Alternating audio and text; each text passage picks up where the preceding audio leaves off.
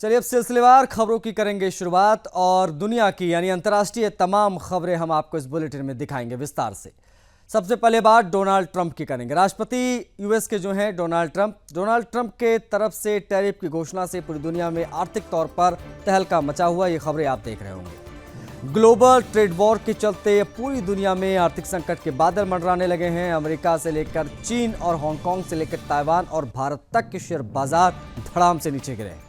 ऐसे में सवाल कई उठ रहे हैं कि ब्लैक मंडे आ रहा है क्या?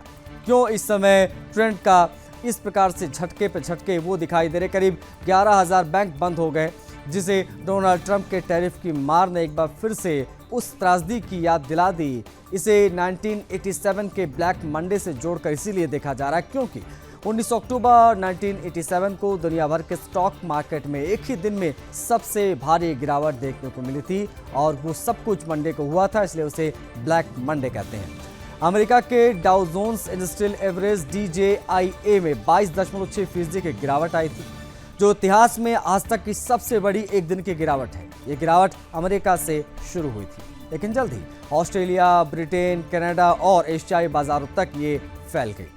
अमेरिकी राष्ट्रपति डोनाल्ड ट्रंप ने रविवार को अमेरिका और दुनिया भर के बाजारों में आई गिरावट पर कहा कि कभी-कभी किसी चीज को ठीक करने के लिए दवा का इस्तेमाल करना पड़ता है। मीडिया रिपोर्ट्स के अनुसार ट्रंप ने कहा है कि दूसरे देशों ने हमारे साथ बहुत बुरा बर्ताव किया है क्योंकि हमारा नेतृत्व मूर्खता भरा था, जिससे ऐसा हुआ और ऐसा होने दिया गया। इस बात पर ज्यादा फोकस उनका रहा। वहीं अमेरिका और दुनिया भर में ट्रेड मार्केट्स में मची उथल पुथल पर ट्रंप ने कहा कि बाजारों के साथ साथ आगे क्या होगा मैं ये नहीं कह सकता, लेकिन हमारा देश अब कहीं ज़्यादा मजबूत होगा। मुझे मार्केट क्रैश से फ़र्क नहीं पड़ा क्योंकि ये कुछ ही समय के लिए है, फिर सब नॉर्मल हो जाएगा। साथ ही ट्रंप ने कहा कि 50 से ज़्यादा देश टैरिफ को लेकर हमसे डील करने के लिए मरे जा रहे हैं। ट्रंप प्रशासन ने ट्रेजरी सेक्रेटरी स्कॉट बेसेंट ने NBC को बताया कि 50 से ज़्यादा देशों ने ट्रंप प्रशासन से संपर्क साधा है, लेकिन किसी भी तरह की बातचीत में अभी समय लगेगा।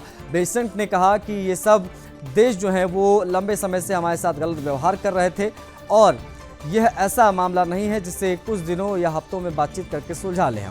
हमें आगे का रास्ता देखना होगा क्योंकि जब कोई देश 20, 30, 40 या 50 साल से गलत तरीकों पर चल रहा है तो वो आप एक झटके से उसे सब कुछ साफ उसका नहीं कर सकते हैं। ये बेहद महत्वपूर्ण जानकारी रही। ट्रंप के टैरिफ का कहर किस प्रकार से दिखा, ग्लोबल बाजारों में हड़कंप किस प्रकार की स्थिति देखी जा रही है और बड़ी चीज़ ये है कि इस पर प्रतिक्रियाएं क्या आ रही, क्योंकि अमेरिका के लोग तो सड़कों पर हैं और कर रहे हैं विरोध प्रदर्शन। बढ़ेंगे आगे। इजराइल के प्रधानमंत्री बेंजामिन नेतन्याहू आज अमेरिका पहुंचे हैं। अपना हंगरी का दौरा पूरा करने के बाद नेतन्याहू यहां आए। इस यात्रा का मुख्य फोकस युद्ध और बाजार संकट रहने वाला है। वो अगले 2 दिनों तक व्हाइट हाउस के कई बड़े अधिकारियों के साथ में बैठक भी करेंगे। उन्होंने सोमवार को वॉशिंगटन में अमेरिका के फाइनेंस सेक्रेटरी हॉवर्ड लुटन से मुलाकात की। इजराइल के प्रधानमंत्री बेंजामिन नेतन्याहू ने रविवार को कहा कि उन्हें उम्मीद है कि अमेरिकी राष्ट्रपति डोनाल्ड ट्रंप इस हफ्ते वॉशिंगटन में होने वाली बैठक में इजराइल पर लगाए गए टैरिफ में ढील देंगे। ट्रंप की ओर से घोषित नई टैरिफ नीति के तहत इजरायली वस्तुओं पर 17% का टैरिफ लगेगा। बता दें आपको कि अमेरिका इजराइल का सबसे करीबी सहयोगी और सबसे बड़ा एकल व्यापारिक साझेदार है। इससे इजराइल पर टैरिफ लगाना सबको चौंका रहा है और इजरायली पीएम अचानक अमेरिका पहुंच गए। टैरिफ के अलावा इस यात्रा में गाजा युद्ध और बंधकों की रिहाई भी प्रमुख बिंदुओं में रहेगी। इजरायल पीएम अमेरिकी राष्ट्रपति के सामने गाजा सीज फायर तोड़ेंगे और गाजा में फिर से हमले शुरू करने की एक विजय की तरह से पेश कर सकते हैं, क्योंकि युद्ध विराम तोड़ने के बाद इन हमलों में हजारों नागरिकों के साथ साथ कुछ हमास अधिकारी भी मारे गए हैं। इसके अलावा गाजा से बंधकों की रिहाई के लिए भी बातचीत होने की उम्मीद है। लेकिन इजरायली मीडिया के मुताबिक उनके अनुसार विंग ऑफ जायन के सरकारी विमान ने हंगरी से अमेरिका जाने के लिए 400 किलोमीटर लंबे रूट का इस्तेमाल किया ताकि उन देशों के ऊपर से उड़ान भरने से बच सके।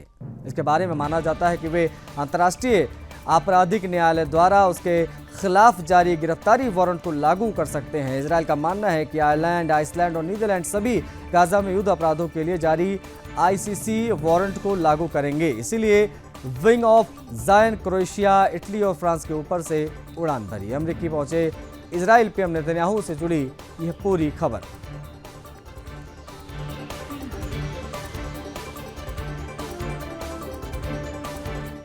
पढ़ेंगे आगे, अगली खबर की करेंगे बात। इजराइल की ओर से गाजा पट्टी हमलों का सिलसिला थमता नहीं दिख रहा है। युद्ध को लेकर बातचीत के लिए इजरायली प्रधानमंत्री नेतन्याहू के अमेरिकी राष्ट्रपति ट्रंप से मुलाकात के लिए अमेरिका रवाना होने के बीच अलग अलग जगहों पर ताजा हमले हुए। 32 लोगों की मौत की खबर आई, ज्यादातर बच्चे और महिलाएं शामिल हुए। स्थानीय स्वास्थ्य अधिकारियों की ओर से जानकारी दी गई कि गाजा पट्टी पर इजराइल के नए हमलों में कम से कम 32 लोगों की मौत हो गई। इनमें 1 दर्जन से अधिक महिलाएं और बच्चे शामिल हैं। बता दें कि लंबे समय से इजराइल और हमास के बीच में छिड़े युद्ध को खत्म कराने को लेकर बातचीत लगातार चल रही थी, लेकिन इजराइल ने हवाई हमला करते हुए पिछले महीने हमास के साथ युद्ध विराम को खत्म करने दिया था। साथ ही उसकी ओर से हवाई और जमीनी हमले फिर से शुरू कर दिए गए हैं। इजराइल ने हमास पर नए समझौते को स्वीकार करने और बाकी बंधकों को रिहा करने के लिए दबाव बनाने के लिए कई कदम उठाए और कई इलाकों पर कब्जा किया। यही नहीं, हम लोग के बीच में तटीय क्षेत्रों में खाद्य, ईंधन और मानवीय मदद से आयात को भी 1 महीने से अधिक समय तक रोक दिया गया है, जो बाहरी मदद पर बहुत ज़्यादा डिपेंडेंट है, निर्भर है। नासिर अस्पताल के अनुसार रविवार रात को इजराइल के नए हमले में दक्षिणी शेख खान यूनिस में एक टेंट और एक घर को निशाना बनाया गया, जिसमें 5 पुरुष, 5 महिलाएं और इतने ही बच्चे मारे गए। मारे गए 15 लोगों में महिला पत्रकार भी शामिल है। साथ ही 2 साल से कम उम्र का एक बच्चा भी इसमें मारा गया। गाजा के स्वास्थ्य मंत्रालय के अनुसार उत्तरी गाजा के जबालिया शरणार्थी शिविर में इजरायली गोलीबारी में कम से कम 4 लोग मारे गए। 1 बच्चे और 3 महिलाओं सहित 7 लोगों की डेड बॉडीज यहां बरामद हुई। इस तरीके से गाजा शहर में एक हमले में एक बेकरी के बाहर इंतजार कर रहे लोग मारे गए। यहां कम से कम 6 लोगों की मौत हुई, जिसमें 3 बच्चे भी शामिल हैं। लगातार हमलों के बीच में डोनाल्ड ट्रंप के जनवरी में दूसरी बार राष्ट्रपति बनने के बाद में नेतन्याहू ट्रंप से ये दूसरी बार मुलाकात आज कर रहे हैं। वक्फ संशोधन विधेयक अब संसद के दोनों सदनों लोकसभा और राज्यसभा में पारित होकर राष्ट्रपति की मंजूरी के बाद कानून का रूप ले चुका है, लेकिन इसके बावजूद देश भर में इस कानून को लेकर विवाद और विरोध की आवाज़ें थमने का नाम नहीं ले रही हैं। कई मुस्लिम नेता और संगठनों ने इसे समुदाय के अधिकारों पर हस्तक्षेप करार देते हुए कड़ा ऐतराज जताया है। वहीं अब इस कानून की गूंज भारत की सीमाओं से पार जाकर हमारे पड़ोसी मुस्लिम बाहुल देशों पाकिस्तान और बांग्लादेश तक पहुंच चुकी है। तो आइए इस खबर में जानते हैं कि वक्फ संशोधन कानून को पाकिस्तान और बांग्लादेश किस नजरिए से देख रहा है। देखिए, भारत में वक्फ संपत्तियों से संबंधित कानूनों पर वर्षों से बहस होती रही है। हाल के वर्षों में वक्फ अधिनियम 1995 में प्रस्तावित संशोधनों और उससे जुड़े विवादों में न केवल देश में बल्कि अंतर्राष्ट्रीय पड़ोसी देश बांग्लादेश और पाकिस्तान का भी ध्यान खींचा है। ये दोनों देश, जहां मुस्लिम आबादी बहुसंख्यक है, भारत के वक्फ कानूनों को सांप्रदायिक अधिकार, अल्पसंख्यकों की स्थिति और धार्मिक स्वतंत्रता के नजरिए से देखते हैं। पाकिस्तान में वक्फ संशोधन कानून को भारत में मुसलमानों के खिलाफ एक और राजनीतिक हथियार के तौर पर देखा जा रहा है। वहाँ के सरकारी प्रवक्ताओं और कट्टरपंथी धार्मिक संगठनों ने यह दावा किया है कि भारत सरकार इस कानून के जरिए मुस्लिम धार्मिक संस्थानों और संपत्तियों पर नियंत्रण मजबूत करना चाहती है। कई विश्लेषकों का मानना है कि कदम भारत में मुसलमानों को और अधिक हाशिए पर डालने की रणनीति का हिस्सा है। पाकिस्तान का मीडिया भी इस मुद्दे को जोर शोर से उठा रहा है और इसे भारत के कथित मुस्लिम विरोधी नीतियों की एक और कड़ी बता रहा है। यह रुख पाकिस्तानी हुकूमत की पारंपरिक नीति का हिस्सा भी है, जिसके तहत वो भारत में मुस्लिम मुद्दों को अंतर्राष्ट्रीय मंचों पर उठाने का प्रयास करता रहा है। वहीं बांग्लादेश में भारत के वक्फ कानूनों को मुस्लिम धार्मिक संस्थाओं की स्वतंत्रता और अधिकारों के संरक्षण से जोड़कर देखा जा रहा है।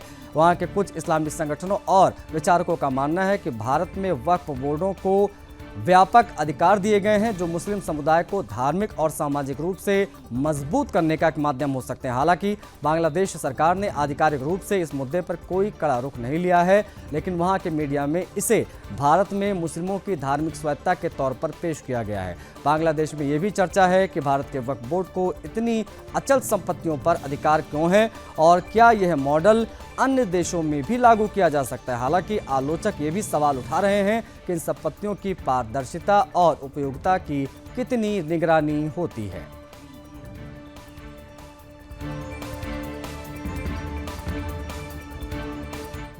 भारत ने म्यांमार में आए भूकंप से प्रभावित लोगों की मदद का दायरा बढ़ा दिया है। रविवार को भारत में म्यांमार भूकंप पीड़ितों के लिए 31 टन और राहत सामग्री भेजी है।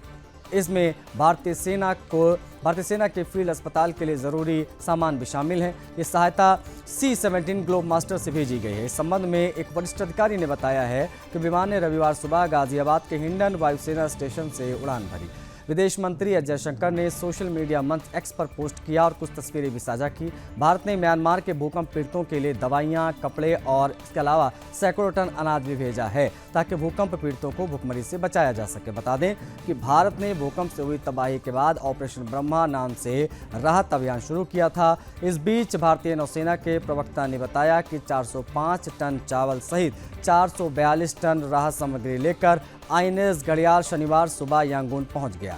उन्होंने कहा कि भारतीय राजदूत अभय ठाकुर ने राहत सामग्री विमान क्षेत्र के मुख्यमंत्री यू सोई थीन को सौंपी है। इससे पीड़ितों को राहत मिलेगी। आपको बता दें कि महासागर क्षेत्र में प्रथम प्रक्रियाकर्ता के रूप में भारतीय नौसेना के जहाज़ों द्वारा बड़े पैमाने पर राहत सामग्री पहुंचाना म्यांमार में प्रभावित लोगों को सहायता प्रदान करने के लिए भारतीय नौसेना के दृढ़ संकल्प का प्रमाण है। गौरतलब है कि म्यांमार ने 28 मार्च को विनाशकारी भूकंप आया था। इसके बाद में भारत सरकार ने म्यांमार के लोगों की मदद के लिए ऑपरेशन ब्रह्मा शुरू किया था। उसी के तहत तमाम जो राहत बचाव के कार्य हैं वो वहाँ पर चल रहे हैं।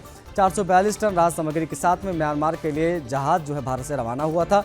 वहीं 1 अप्रैल को म्यांमार में प्रभावित लोगों की मदद के लिए भारतीय नौसेना के 2 अन्य जहाज 30 टन राहत लेकर म्यांमार पहुंच गए थे।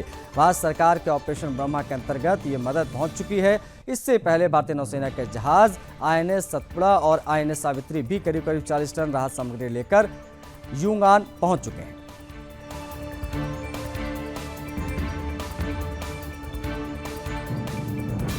जापान में एक बड़ा हादसा हुआ है। यहां पर एक मरीज को अस्पताल ले जा रहा एम्बुलेंस हेलीकॉप्टर क्रैश होकर समंदर में जा गिरा। हेलीकॉप्टर में 6 लोग सवार थे, जिनमें से 3 की मौत हो गई। बाकी 3 लोगों को जापान के कोस्ट गार्ड की ओर से समय रहते बचा लिया गया। यह हादसा देश के दक्षिण पश्चिम इलाके में हुआ। घटना रविवार 6 अप्रैल की है। इसकी जानकारी जापान के तटरक्षकों की ओर से दी गई है। मेरे रिपोर्ट्स के अनुसार हेलीकॉप्टर में पायलट और मरीज के साथ साथ एक नर्स, हेलीकॉप्टर मैकेनिक, मरीज की देखभाल करने वाला एक शख्स और एक डॉक्टर सवार था। वहीं हादसे में 66 साल के पायलट हमारा 28 साल की नर्स कुनिताके और मैकेनिक का जूतों को समंदर में बचाया गया। जापान तटरक्षक बल के एक अधिकारी ने उसकी पहचान ना उजागर करने की शर्त पर बताया कि जिस समय तीनों लोग को बचाया गया था उस समय में वहां का शिकार हो चुकी थी, यानी कि उसके शरीर का तापमान असामान्य तरीके से नीचे आ गया था। हालांकि तीनों होश में थे। वहीं इस घटना के बाद जापानी air self defence force helicopter से